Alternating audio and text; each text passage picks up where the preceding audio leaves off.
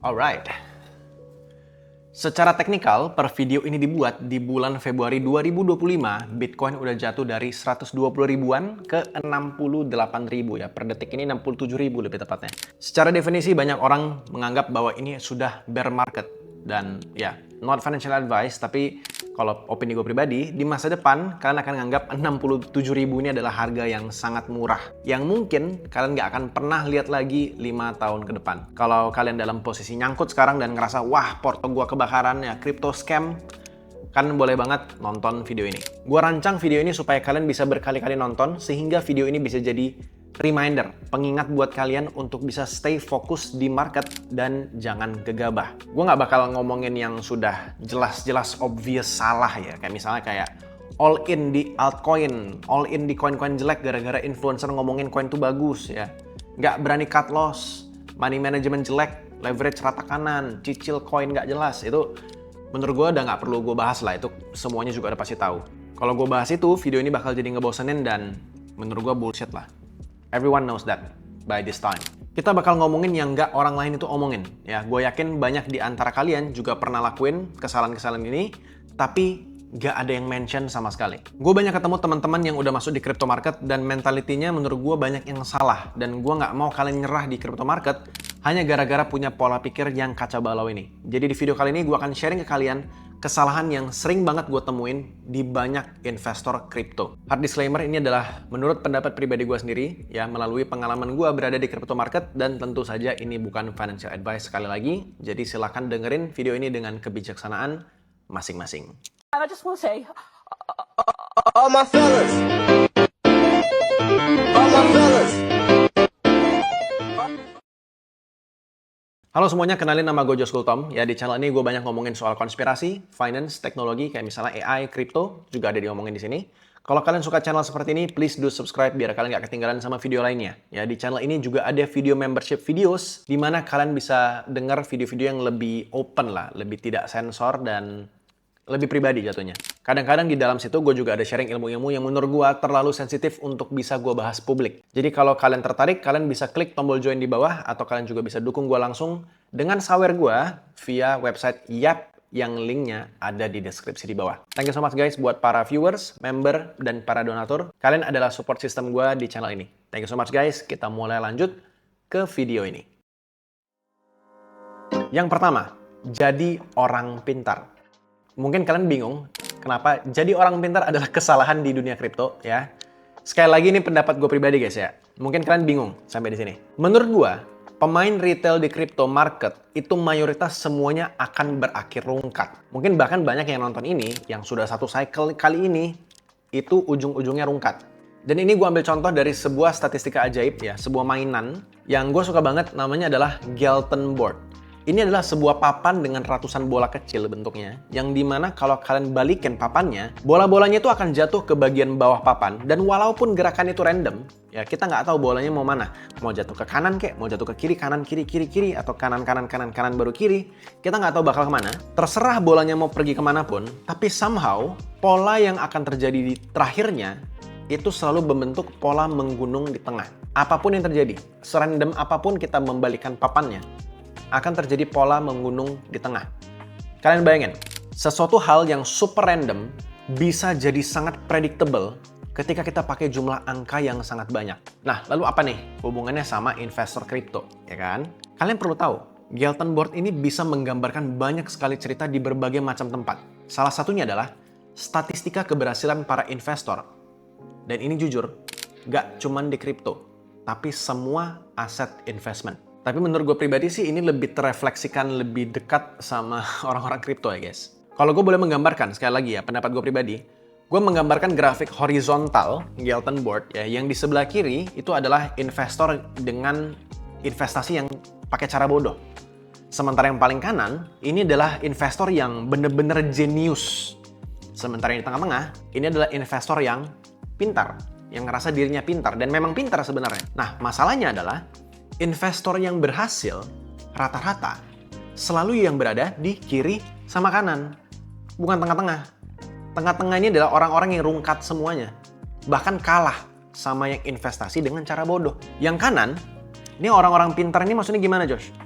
Ini yang bisa gue bilang wonderkid lah, wonder people. Emang spesiesnya tuh langka banget. Misalnya kayak apa, si Sulianto gitu, Timothy, Hengki, Andre Hakim gitu. Dan nggak semua spesies kayak mereka itu muncul di publik. Lu mau berusaha jadi mereka, silahkan, nggak masalah. Silahkan, mungkin aja kalian beneran wonderkid gitu. Tapi kalau gue sadar diri, kapasitas gue nggak kayak mereka. Yang tengah-tengah ini siapa?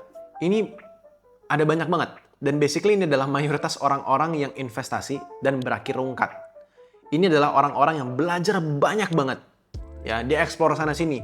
Cobain metode ini, cobain metode itu. Semuanya dicobain. Ya, masuk kelas ini, wah, dapat alpha, dapat berita-berita yang nggak orang lain dapat gitu. Terus mereka, wah, ini infonya bagus, koin ini bagus, dia masuk banyak gitu.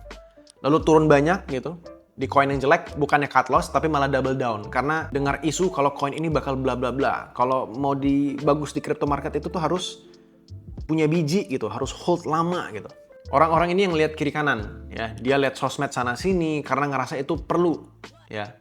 Dia cobain metode trading 1, trading 2, trading 3, dan akhirnya ya ujung-ujungnya apa? Rungkat. Walaupun kerjanya, effort yang dikeluarkan itu sangat-sangat banyak. Coba kalian ngaku, apakah kalian adalah orang-orang seperti ini?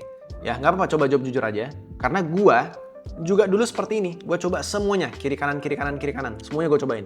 Sementara spektrum yang di sebelah kiri, yang gue bilang bodoh, ini adalah orang-orang yang bener-bener cuman cicil Bitcoin, bodoh amat, market lagi mau jungkir balik, apa segala macam, ya dia cuman hold aja, dia nggak peduli.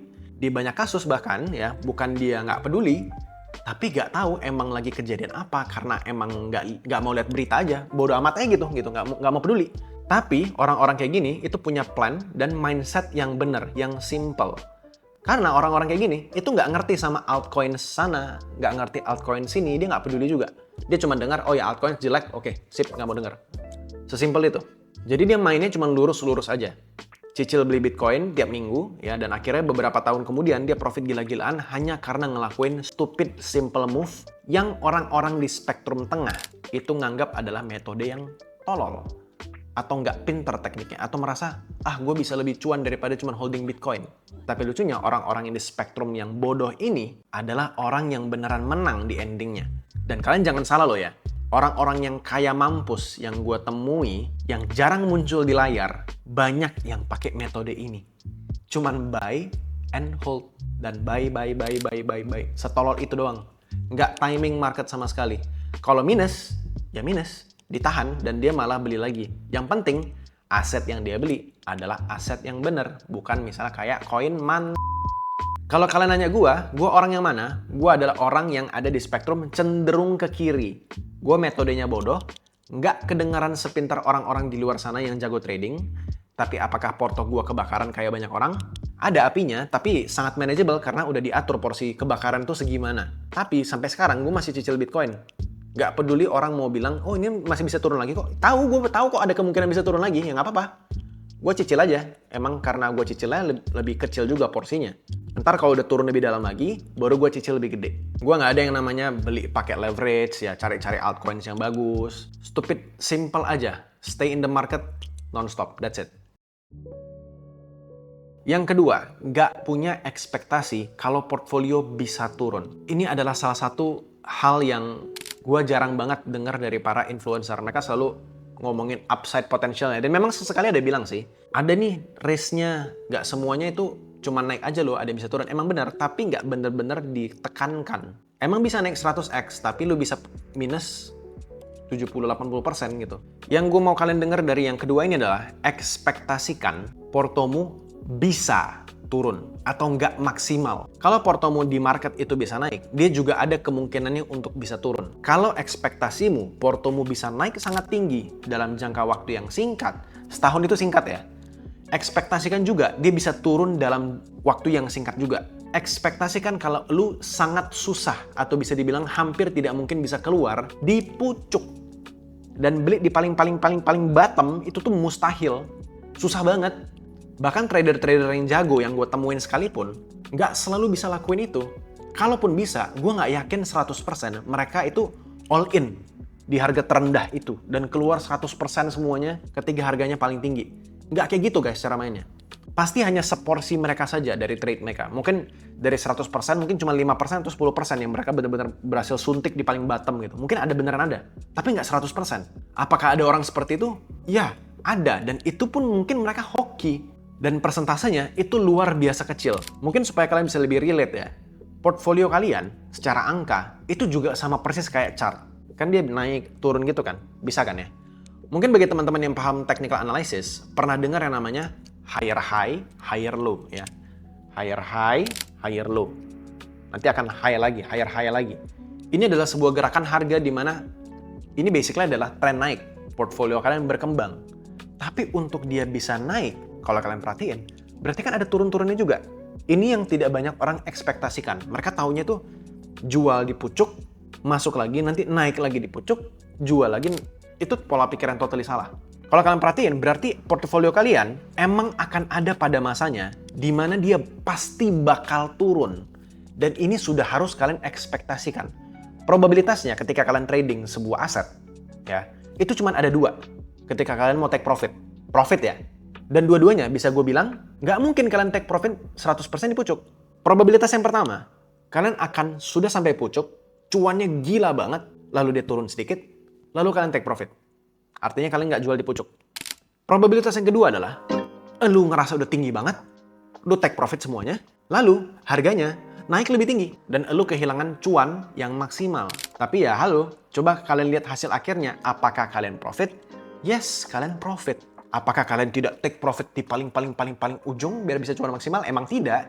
Dan emang sangat susah untuk take profit 100% di ujung.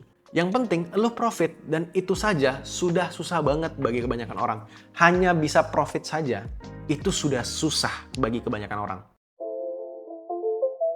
Yang ketiga, nggak punya cash flow. Menurut keyakinan gue pribadi, ini adalah salah satu kesalahan paling fatal dalam berinvestasi, dan gue sempat ngalamin fase ini juga sebenarnya.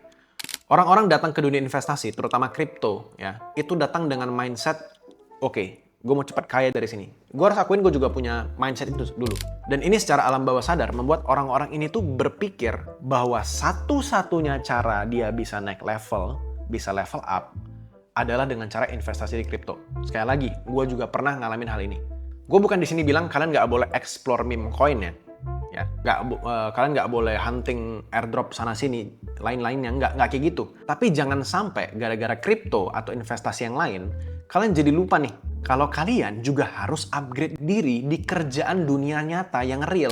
Kalian harus fokus juga sama perbesar inflow cash kalian tiap bulan. Income kalian juga harus dibesarin. Cari project, cari jabatan lebih tinggi, cari side hustle, belajar skill baru, entah kalian ikut kelas atau cari tutorial di YouTube.